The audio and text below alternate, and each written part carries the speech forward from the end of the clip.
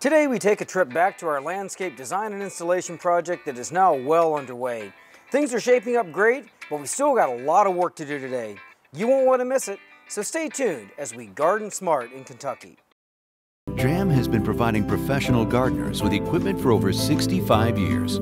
DRAM products feature 9 water patterns and are designed to nurture your plants with a shower of rain. DRAM for lawn and garden. Available at garden centers near you. Bring the outdoors into your everyday life. Bass Pro Shops can outfit all your adventures, even those in your backyard. Bass Pro Shops, your adventure starts here.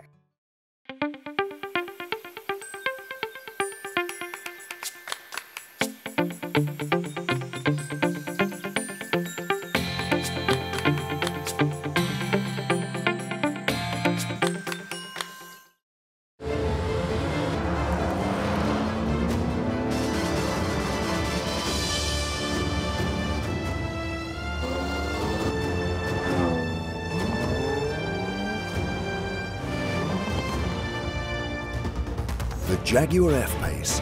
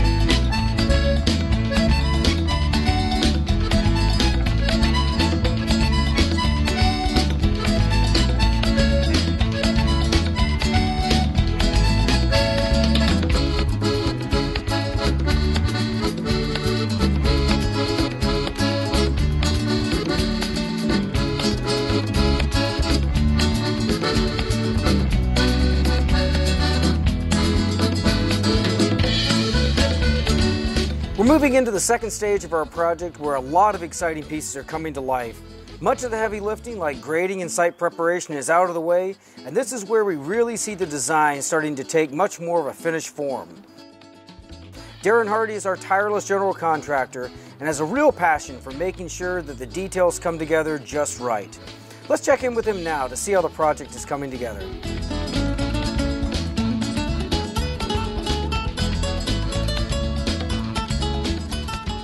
Darren, welcome back. Thank you, Eric. It's good to be back. Well, there's a lot that's happened already. We're moving right along at a blistering pace on our landscape install. Why don't you give us a recap of what's been done and then what we have going on today? If you remember, we started on this right side over here, built this berm. It's done really well since last year. All the boxwoods and hollies we planted. The trees have done well. We did lose one tree, which is not unusual, not a big deal. We're just going to match it up with another specimen. It did have temporary irrigation, which that will all go away after this week because we're installing a permanent irrigation system. We've also planted a lot of the smaller trees around the perimeter that will provide some future screening. You know, the smaller trees, they need irrigation as well, so we have drip line running to those. We've also started on the wall work here in the front, which pulls some brick and some hearthstone off of the porch to tie everything together. All that hearthstone needs to be placed by hand, which is why all these men back here are working hard trying to get that stuff set. Great, and so irrigation is going to happen as well. That's a really important part of this project, and we've got a great crew working on that as well. We do, and I think it's important to have that irrigation on as soon as the plants are in the ground so that stuff's getting watered immediately. Well, let's get to work. I don't want to hold you up. One of the more pivotal elements to the whole design is a simple yet elegant wall that brings definition to the entryway of the house and accents the amazing stairway that leads us to the front porch. It's these kind of details that really transform a space and elevates it to a whole new level. Darren, the masons are busy working away on the grand entrance of this home. The foundation of the wall is mostly installed, and there are any number of things that we could have done here to resolve this change in elevation. There's maybe about a 5 to 6 foot drop. Why did you feel like the wall was important? Well, we needed the wall to retain this area up here near the porch for a couple of reasons. It allows us to add more elements. It gives a different feel to the front of the house. Eventually we're going to have a little flagstone seating area and path, and it's much more user-friendly if we can get this area fairly level. Right, and so we could have just graded it down to the driveway with like a nice slope, and maybe we would have done that if this was going to be mostly turf. But I think it's really nice that the materials have been echoed, so we're using the same brick that's represented here in the foundation. There's, of course, a lot of the Hearthstone tile up here on the actual deck itself that's going to be used as the capstones for the top of this wall. So doing a really good job of like letting this be a very, heavyweight design, high-impact piece that matches the materials of the home. And then also as you're driving up, it really defines like this is the entrance, and it's very much in scale with the home. That's right. We didn't want to use landscape timbers or anything like that. The brick is just a much more permanent solution, and it, as you mentioned, helps tie the material to the house. This is a really nice entry feature that is important, that gives a sense of arrival. But also it adds a bit of formality, and a lot of the landscape design that you've installed, it has a formal quality to it where there are these very nicely defined garden rooms, if you will, that kind of move people through the design. There's going to be some nice larger trees that go into these insets, and so it gives them space of their own that also provides like additional privacy for the seating area that we have back here. We did have to make a few adjustments to the wall. It's nice to look at on plan, but sometimes it's not always installed per the plan, which is okay. We've worked past that, and as you can see, we're standing on fairly level ground up here that will eventually lead us to other parts of the garden. Yeah, and so on site, everything may be perfect on paper, but there are adjustments that need to be made because it's kind of a living, breathing thing that is adjusting to the terrain and then changes that may not have been reflected on the plan. So I know with the wall there was a certain sections of it that had to be cut out to match the steps, because it's very important that these steps mirror the steps that are actually going up to the house. So there was 13 inches or so that was removed to accommodate that. And that's just part of doing a great landscape install, is being flexible, being creative, looking at your surroundings, what you have in front of you, and then making those adjustments so that ultimately the homeowner's happy with the final product. That's right. We adjust where we can, and then where we can't, we just have to work around and make it look nice the best we can. Luckily, these guys are very skilled. They know what they're doing, and we were able to adjust to some of the deviations with the wall. Looks like you're doing a great job. Thanks, Eric. One cannot overestimate the importance of water on a healthy and vigorous garden. Making sure that we get it right the first time saves us a host of potential problems down the road. Chris Dimmick has spent years understanding and implementing the right tools for homeowners, growers, and institutions to maximize the results they get from their irrigation system. Chris, our homeowners have spent a lot of effort getting this landscape installed, and for the first phase, they were actually dragging hoses around with sprinklers. And now they're thinking about an irrigation system. Why do you think that's important? Well, the biggest reason is to get away from dragging hoses around. Irrigation system's also an insurance policy to make sure the investment that they've made in their plant material and their lawn stays healthy. So those are the two biggest reasons why people should consider an irrigation system. Right, and also when we're using more of the broadcast type sprinklers, we're indiscriminately adding a blanket of water across our entire landscape, and there are big differences between turf and say shrubs and perennials, annuals, their needs, and also that's very water wasteful. A lot of that water is evaporated off the leaves, and that tends to cause more disease problems too. That's correct. So over the years, there's been a lot of technological advances made with equipment. One of those has been with controller technology, the ability of these controllers to be programmed to not only adhere to any water restrictions that may be implemented, but also we can control the days that they operate, we control the time that they run. There's also controller add-on devices that can be installed that now enable people to water based on weather conditions from the previous 24 hours, so we can get away from a lot of that water waste. In addition to that, we have rain sensor devices that can also be installed, so of course, when it's raining, we don't have irrigation water running. Right, and that's a very intelligent way of using water. We can stunt the growth of a plant as fast by overwatering it as we can by underwatering it. And in fact, getting that ratio exactly right, you can improve the growth of a plant by up to 30–50% just by giving it the water when it needs it. And that also goes to time of day, getting the water out right at the right time of day. And that's different from planting to planting. That's correct. So in light of that, the advancements in sprinkler head technology has improved substantially over the years as well.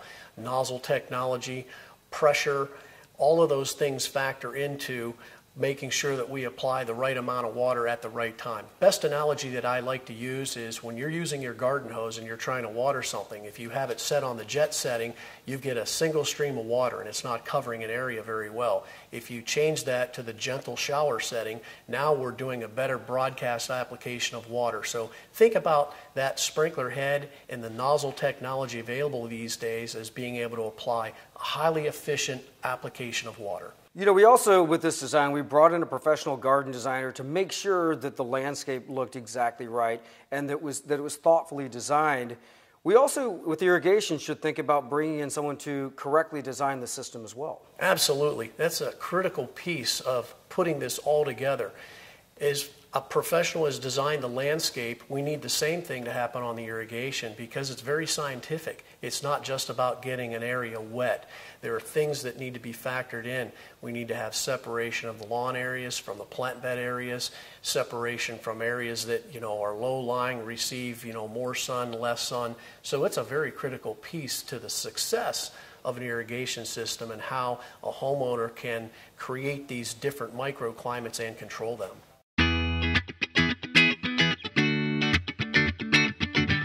Debbie, you work in a very interesting field. You're an irrigation design consultant, and I want you to talk to us a little bit about what does that mean?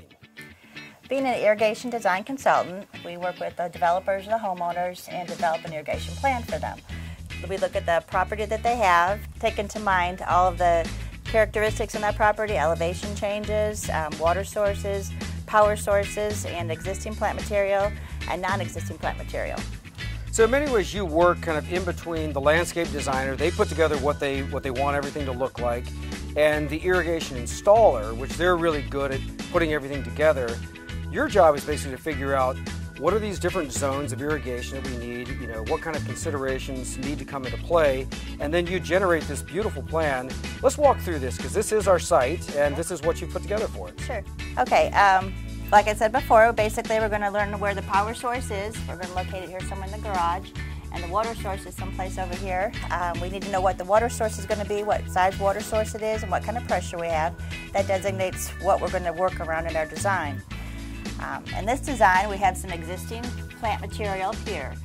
So we're going to choose to put a drip line in that area because we don't want to run through the roots of the existing materials. So the drip line goes on top of the surface, under the mulch, and it disrupts very little bit of what's existing.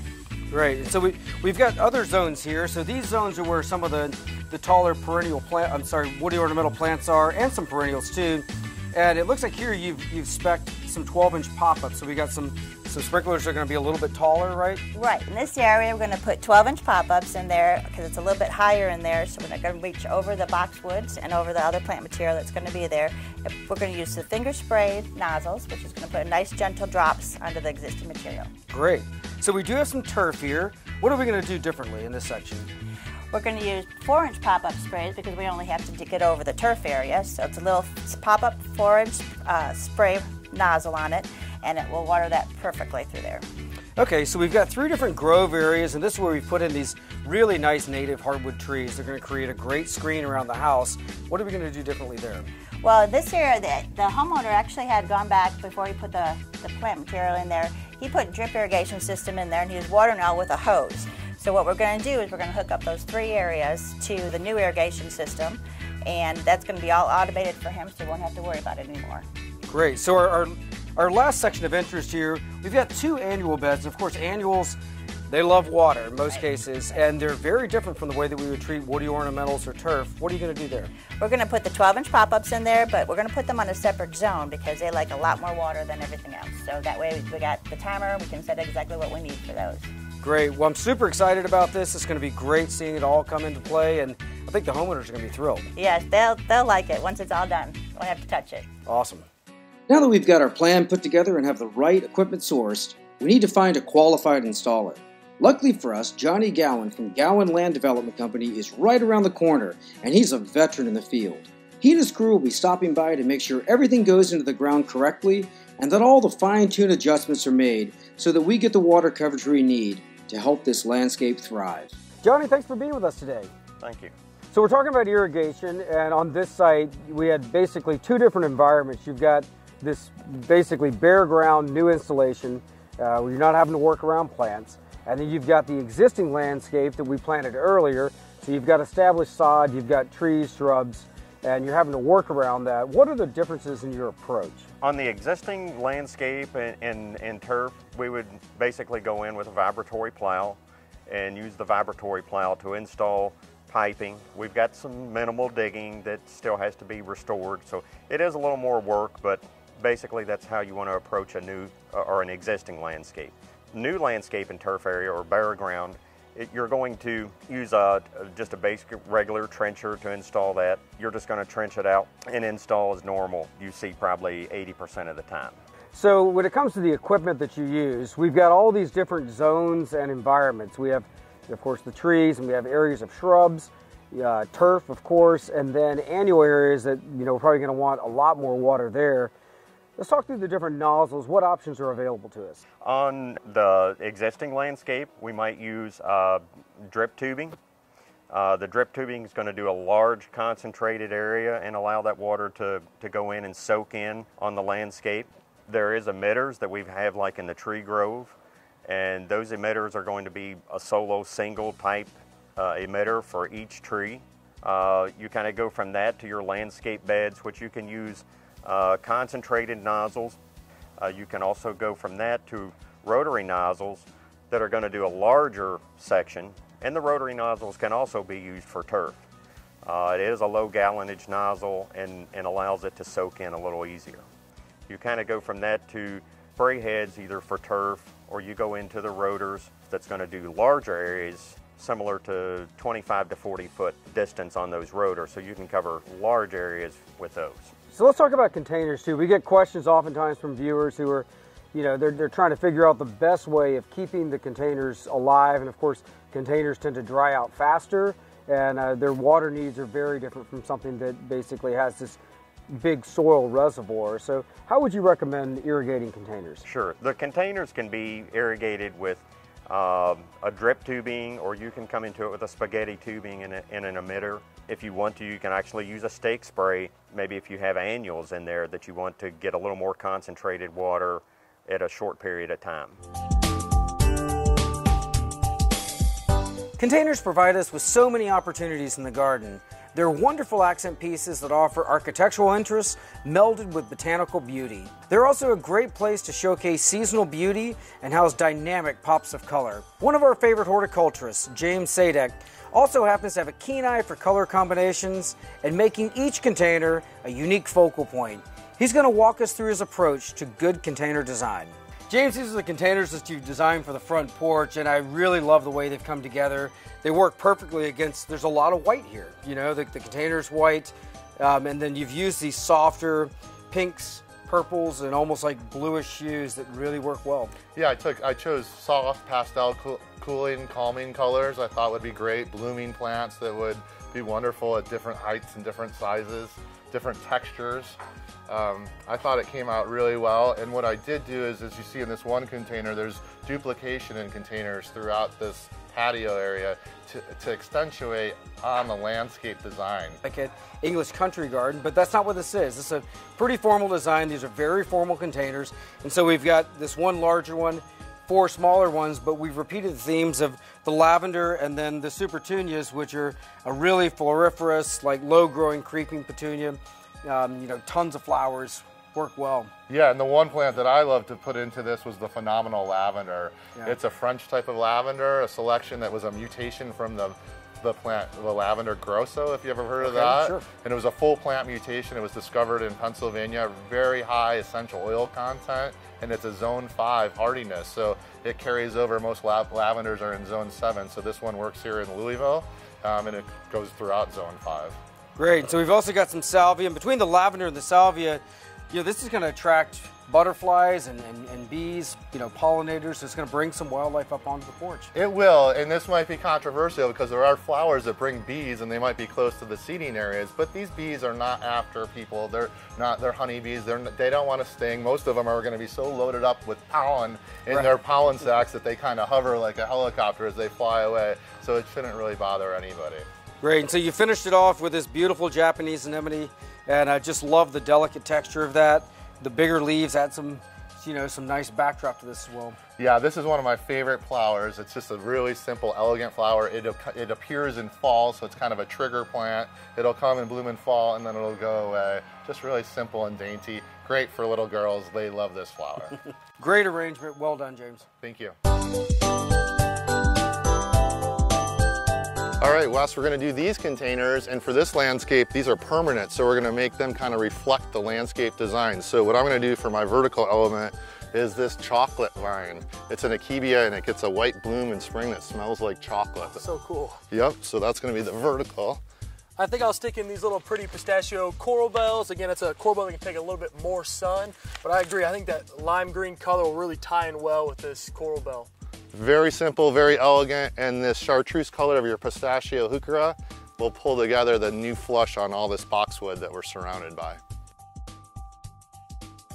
We've got 2 different containers here for this house. I'm going to put together a container for a nice shady spot. And we're going to start with a little bit of height out of this carex here. This carex will just give us that height. This is one called Toffee Twist. Give us a little bit of height in there and that really nice texture to balance off with doing one of these Primo Black Pearl heucheras in here. You notice that really dark color out of it there and that nice broad leaf on it there. And we'll stick in a little pink Gibbous lamium in the front there to give us a little bit of color and a little bit of something to spill over the edge there. And I'm gonna do mine for sun, so I have a vertical element, so that's gonna be my thriller, and I'm gonna have a spiller and a filler. I'm gonna use a juncus for my vertical element and a petunia for my spiller, and a heuchera pistachio for my filler. And I'm gonna jam and cram to make it look full. These are seasonal pots, so we're gonna jam and cram.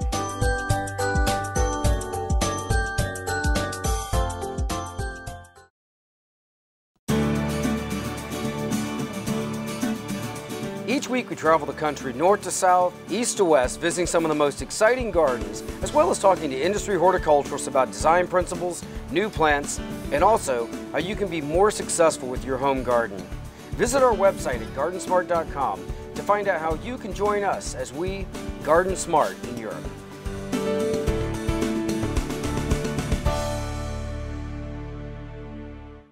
DRAM has been providing professional gardeners with equipment for over 65 years. DRAM products feature 9 water patterns and are designed to nurture your plants with a shower of rain. DRAM for lawn and garden. Available at garden centers near you. Bring the outdoors into your everyday life. Bass Pro Shops can outfit all your adventures, even those in your backyard. Bass Pro Shops, your adventure starts here.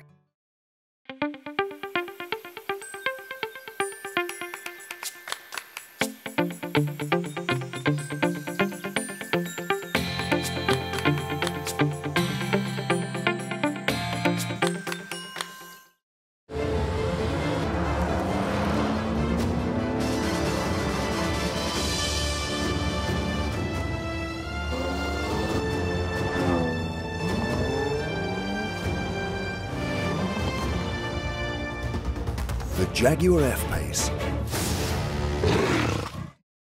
Today our project has really taken a big step forward as we've completed the install of our irrigation system, installed some very important hardscape features, and put the finishing touches on some of our containers. If you have questions about anything you've seen today, visit us on the web at GardenSMART.com. You can also find us on Facebook and Instagram. And remember, even if you're a master gardener, there's always more to learn. So join us next week for more great gardening tips and ideas as we garden smart.